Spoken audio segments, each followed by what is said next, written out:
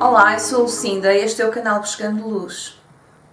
2 Tessalonicenses 2 diz: Ora, irmãos, rogamo-vos pela vinda de nosso Senhor Jesus Cristo, pela nossa reunião com Ele, que não vos movais facilmente do vosso entendimento, nem vos perturbeis quer por espírito, quer por palavra, quer por epístola, como se o dia do Senhor, o dia de Cristo estivesse já perto. Ninguém de maneira alguma vos engane, porque não será assim sem que antes venha a apostasia e se manifeste o homem do pecado, o filho da perdição, o qual se opõe e se levanta contra tudo o que se chama Deus ou se adora, de sorte que se assentará como Deus no templo de Deus, querendo parecer Deus. Não vos lembrais de que estas coisas vos dizia quando ainda estava convosco? Porque já o mistério da injustiça opera, somente há um que agora resiste até que do meio seja tirado. Então será revelado o iníquo, a quem o Senhor desfará pelo sopro da sua boca e aniquilará pelo esplendor da sua vinda. Esta passagem começa dizendo que, atenção, que a vinda do nosso Senhor Jesus Cristo e a nossa reunião com Ele não acontecerá antes da apostasia, antes que o iníquo se revele abertamente, plenamente. Então aqui é muito claro, não há dúvidas. Nós já vimos em 2 vídeos todas as passagens que tinham a ver com esta questão do arrebatamento. Eu não vou repetir tudo o que já disse nesses vídeos. Todas as passagens apontam para que o Senhor vem e nós nos vamos reunir com Ele depois da manifestação do iníquo, depois de um tempo que será chamado de grande tribulação, que serão 2 tempos e metade de um tempo, mais 2 tempos e metade de um tempo, como fala em Daniel. Vamos ficar aqui um bocadinho a analisar o que diz 2 Tessalonicenses 2, porque na altura em que eu fiz aqueles vídeos, alguém me colocou a questão do versículo 6 e 7 dizer que há um que detém a revelação do iníquo até que do meio seja tirado. E é uma interpretação de que este um que vai ser tirado é o Espírito Santo e que é a Igreja que vai ser tirada. Isto seria o contradizer da própria passagem e seria o contradizer todas as outras passagens que nós já falamos, que claramente nos mostram todas aquelas onde tem um contexto temporal, como por exemplo Mateus 24, mostra sempre uma grande tribulação e um arrebatamento posterior. Mas então vamos agora analisar um bocadinho estes tais versículos desse tal que o detém. Quem é esse tal que o detém? Porque aqui não diz que é o Espírito Santo, e não diz que é o Espírito Santo dentro da Igreja, e não diz que há um arrebatamento. Tudo isto são conjecturas para encaixar numa doutrina que foi criada e depois foi propagada por filmes no cinema, dos Deixados para Trás, etc., nas suas várias versões, e tudo isto tem sido construído, mas não é bíblico, é uma construção doutrinária baseada em tradição. Paulo começa o capítulo dizendo: Irmãos, rogamo-vos, eu peço-vos, pela vinda do nosso Senhor Jesus Cristo, pela nossa reunião com Ele, que não vos movais facilmente no vosso entendimento, nem vos perturbeis, porque isso não vai acontecer até que venha a apostasia, diz no versículo 3, e se revela o iníquo. Não vai acontecer, e Paulo está a dizer, por favor, acordem para isso não vai acontecer antes. E era aquilo que se pensava nessa altura, no início da Igreja Primitiva e ao longo da história, até surgirem depois estas ideias de arrebatamento. Eu ainda não analisei historicamente quando é que começaram a surgir, mas sei que tornaram-se muito populares com os filmes no cinema, já durante a minha vida.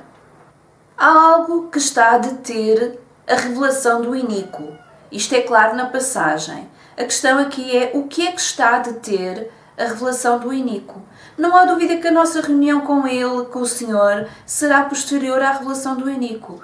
Mas há algo que antecede a revelação do iníquo que está aqui a impedir que isso aconteça. E como não podem existir 2 arrebatamentos e 2 reuniões com o Senhor, isto não pode ter nada a ver com a nossa reunião com o Senhor. Temos sempre que juntar o versículo 6 com o versículo 7, porque estão a falar da mesma coisa. Eu vou lê-lo novamente e depois vamos agora esmiuçar um bocadinho os 2 versículos. E agora sabeis o que o detém, portanto, o que detém o iníquo, para que a seu próprio tempo seja manifestado. Ele vai ser manifestado num tempo determinado. Porque já o mistério da injustiça opera. Já opera até agora, nós sabemos, não é? Somente há um que agora resiste, até que do meio seja tirado. Agora vamos ver se no grego, e já vamos ver também outras traduções, se no grego está cá isto. Eu procurei, em relação ao versículo 6, está mais ou menos idêntico. Vós sabeis o que o detém, para que a seu próprio tempo seja manifestado. É como se Paulo estivesse a lembrar algo que eles já sabiam. Mas pelos vistos hoje em dia nós não sabemos, a maior parte não sabe o que é que está a deter esse iníquo. E o versículo 7 é que é a chave. Eu não sou perita em grego, mas utilizo a ferramenta do Bibleworks. E o que está lá, e vocês podem depois procurar também em versões interlineares, é que há algo que será tirado do meio. É algo que será tirado do meio para que o iníquo se revele.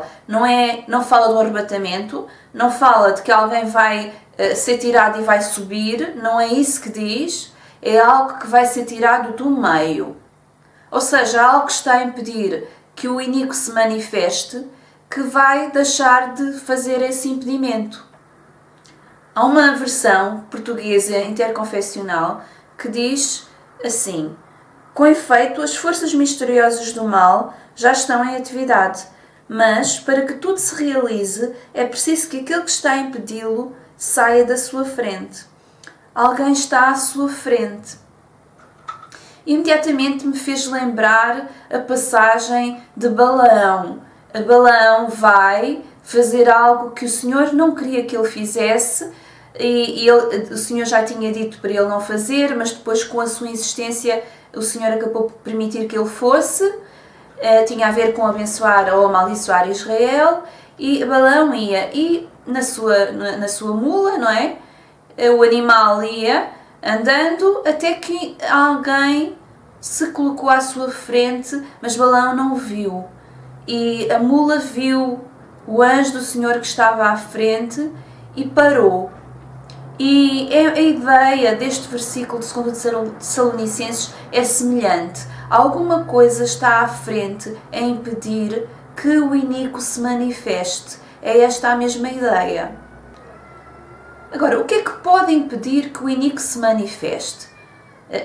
Não diz aqui que é a Igreja com o Espírito Santo que está a impedir. Claro que a Igreja contribui para que o mal não se propague, ou pelo menos deveria ser assim.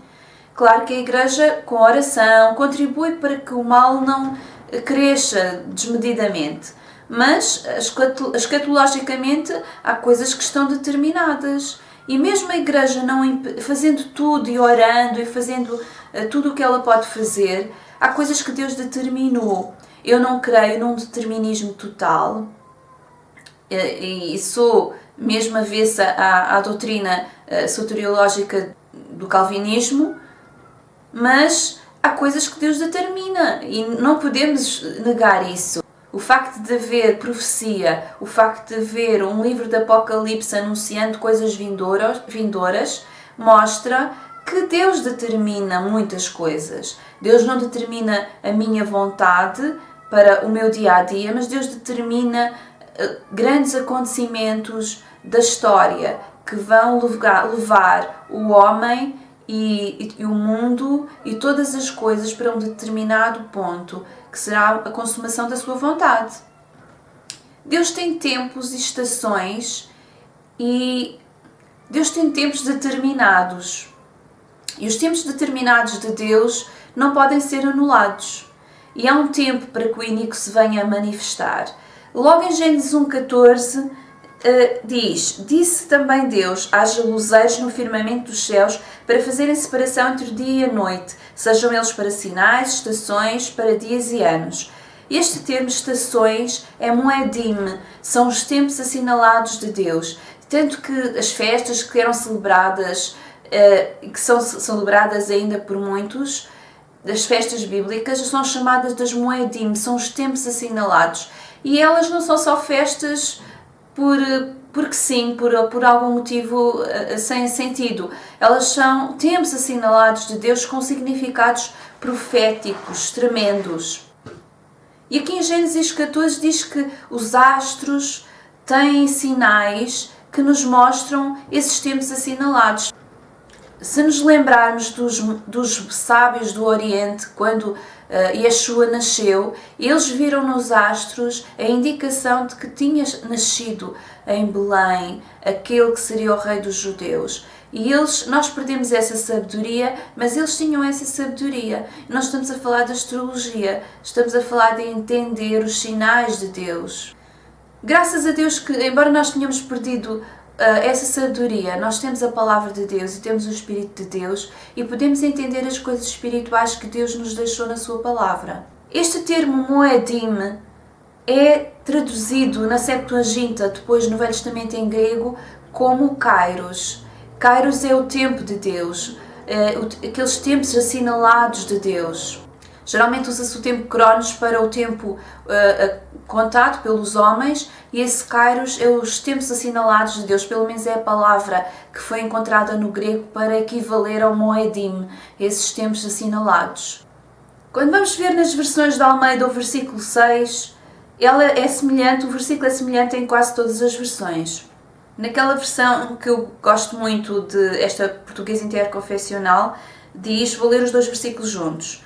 Mas também sabem aquilo que o impede por agora, porém o rebelde há de manifestar-se no seu devido tempo. Com efeito, as forças misteriosas do mal já estão em atividade, mas para que tudo se realize é preciso que aquele que está a impedi-lo saia da sua frente. Então, no versículo 6, diz que o rebelde há de manifestar-se no seu devido tempo.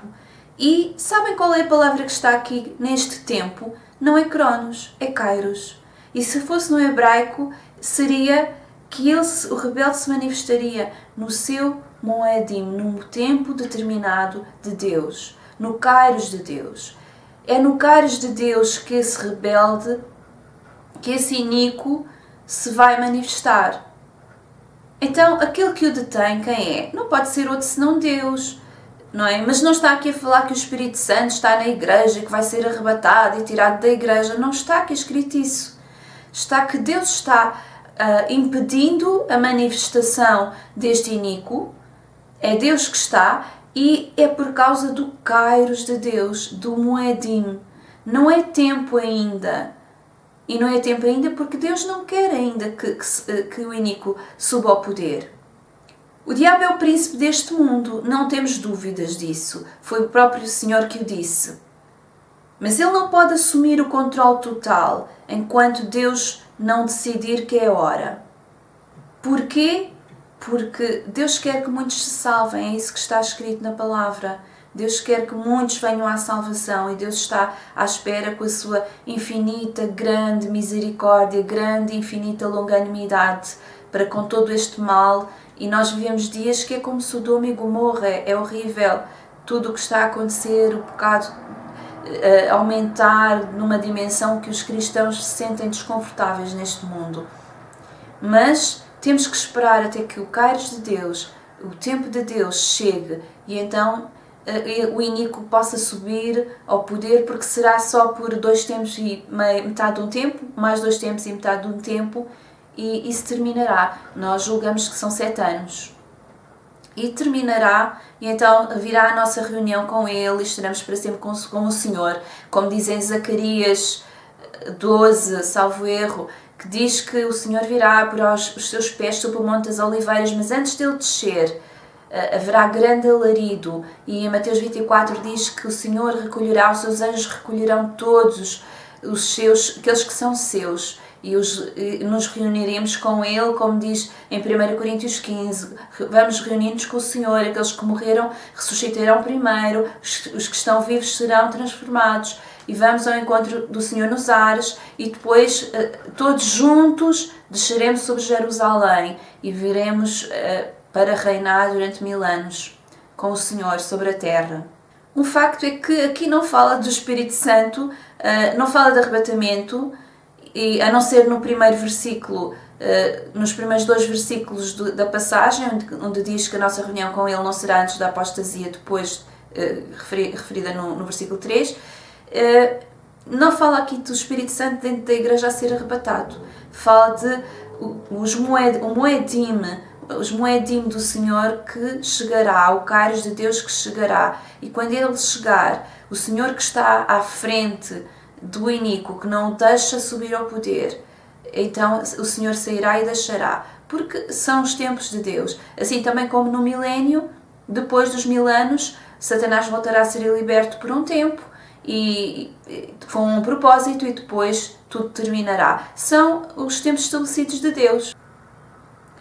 Se alguém tinha dúvidas em que aqui falava do Espírito Santo ou da Igreja, eu acho que ficou muito claro. Não faz sentido, porque ele não pode estar a dizer uma coisa no primeiro versículo e depois dizer o oposto, e ter uma grande quantidade de outros versículos, como eu já falei nos vídeos anteriores, a dizer uma coisa também completamente diferente. Se tiverem outras dúvidas, podem colocar, e eu terei muito gosto em estudar e esclarecer na medida das possibilidades, não é? E daquilo que o Senhor for mostrando. Deus vos abençoe. Até breve.